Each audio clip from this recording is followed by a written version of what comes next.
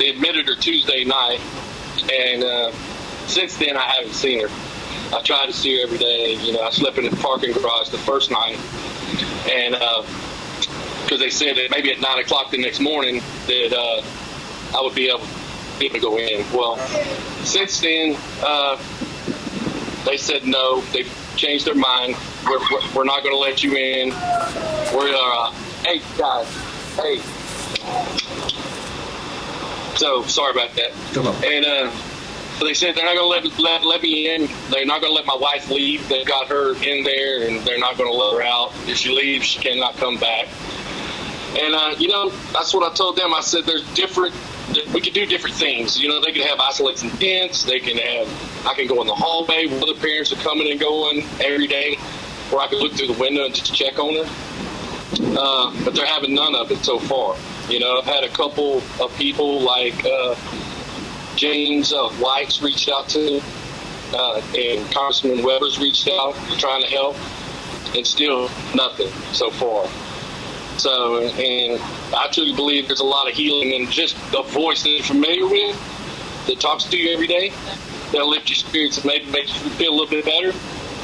And that's all I'm wanting to do, just see my daughter, you know, because I don't know if I'm ever going to get the chance to again. Yeah, and is that like a harsh reality to come to terms with, not being able to see her? Oh my God, is it? You know, it's heartbreaking, you know, and it's heartbreaking for all of us, and for brothers and sisters, and having to be at home while they're here fighting. You feel helpless, and you want to be in there. So, yeah, it's truly overwhelming at times. You know, I saw on Facebook you said that you would be willing to wear like an astronaut suit if it means seeing your daughter. Talk to me about the great lengths that you would be willing to go to see her.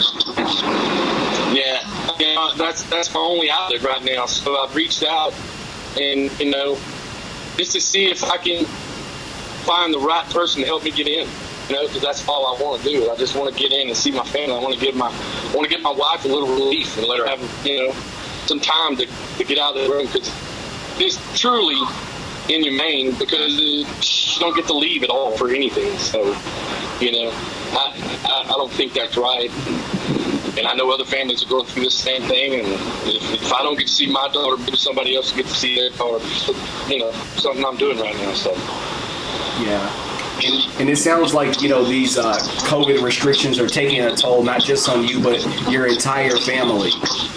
Oh, absolutely. And families all across the United States. It's not just me. It's you know, all my kids miss their mother, and they want to talk to her. That's why we're up here on this roof right now, so they can see her from at least 100 yards away through a window.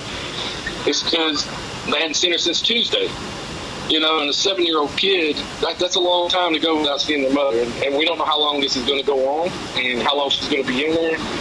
But, you know, the tough reality is, if you watch TV, you know how dangerous COVID is, and you don't know if you're ever going to be able to see your sister again. And it's hard to come to grips with. Yeah. And so, just for background information, Charlee, what's your daughter's name? Charlee. Charlee. What day was she admitted into the hospital? It was on Tuesday, about midday, time she got here, I guess. And how would you describe how she's doing? She's on the ventilator, and every day so far, they've had to go up on the settings. So today we had she hadn't had to go up on the settings. They said they see a little movement in her lungs as far as air goes. So that's a promising sign. And, you know, we're all hoping and praying that it's going to work. So. Yeah, and you know, I spoke with the hospital a minute ago. They basically are trying to say that we have these rules in place for, you know, the patient's safety along with your safety. What are your thoughts on that? Well, I think that, you know, doctors and nurses come and go as they please, and I feel like they follow a certain protocol, be able to go in and out of the room, and I don't see where it would be difficult for a family member to follow the same protocol as they follow. I feel like they gown up, they put gloves on, they put goggles on, they put a hair net on, and they go inside. And I don't feel like that's something that I couldn't accomplish, or anybody could accomplish, actually. If they would give you the proper training before you go in the room, I think you'd be just as safe as they are. And do you stay in Lumberton, if I'm correct? Yeah, yes, sir. Just live in Lumberton, Texas, man. Yes, so I mean, you've been commuting to Houston just to try to be there for your daughter. You're saying on Facebook, I just want to give my wife a break. That's right. I just want to give her a break, a mental break. I just want to give her a hug, actually, just put my arms around her and tell her everything's going to be okay.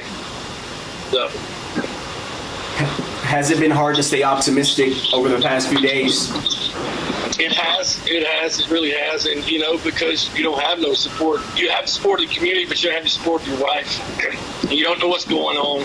Even though she's calling as much as she possibly can, I'm still, getting tidbits of information. And I think the fathers should have the same equal, opportunity to get the information they need. And just because I'm not there, nobody's called me from Texas Children's, nobody's given me any updates, no doctors has called me, and I've asked for that. So you're just kind of out of the loop. So there's only so much information that one person can gather and remember to tell you, you know what I'm saying? Yes. And prior to your daughter getting COVID-19, how would you describe her personality? Her smile would light up the room. When I come in and, I usually sing to her every night before I put her to bed, and she smiles from ear to ear, and she just, like I've always said, she's got the best personality of any of my kids. She's a shining light. That's what she is. And you're missing that shining light in your life. Oh, man, it's killing me. Living in darkness right now. Mm-hmm. So... And at the middle of our interview, you mentioned that some of the state reps have tried to get involved, and they hadn't had any success from what you've heard? No, sir. Like James White said, he called everybody he could think of in there, and everybody went straight to the voicemail all the way up to the CEO. He finally was able to get in touch with somebody yesterday, and they put him off till next week. I finally received a phone call back from them yesterday, them being Texas Children's, and they told me, well, they're going to stand firm to what they've decided. And then I said, like I was saying earlier, there's other options. I could be in the hallway. She can have a isolation tent where her brothers and sisters can come in the same room as her. There's other ways to protect people than just keeping them out and locking them out. And, it sounds like at this point, you don't know when you're going to see her again. Yeah, or if I'm ever going to see her again. That's what I'm worried about. So are you going to continue to fight? Every day. There's not going to be a day goes by that I don't try to get in there.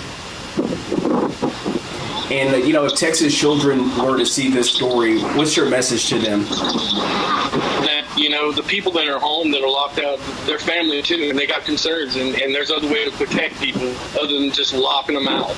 I think healing for a person in her situation comes in all different ways. I think, spiritual healing and somebody picking your spirit up and making you smile goes a long ways. Yeah. Any final thoughts that you'd like to express about all the topics we discussed? Just that, there's other opportunities for us to be safe and still be involved, such as isolation tents and just standing outside the room in the hallway. Whatever it is, the closer you can get, the better. These family members are hurting. I'm hurting. My kids are hurting, and this is just really an unfair circumstance. And I really don't appreciate the way that I'm being kept out. You mentioned at the beginning of the interview, what type of condition does your daughter have? Rett syndrome, which it's a syndrome that only affects females. She's missing one part of an X chromosome, so she can't walk or talk. But she communicates with her eyes and her smile, and she lets you know what she wants. She's in there. She just can't communicate. So all my other kids up here, we wrote signs for Mom, and we've drawn a message on the back of my truck that said, "We love you." We just want to show them, even from 100 yards away, that we're still thinking about them, we still care about them, we still want them, we know that we still love them. Yeah, and it sounds like your daughter has had to overcome a lot of adversity over the years. Yes, sir, a bunch. At first, with Rett syndrome, you can walk and you can talk, and then you regress to the point where you're in a wheelchair and you become immobile. And But through all that, we've had some tough times, and it was a tough diagnosis to get. But we created a routine. We, just like last night, I went by her room and I wanted to go in and give her medicine and do all the things that I do nightly for her. But she wasn't there, so it's just happened. So for all of us.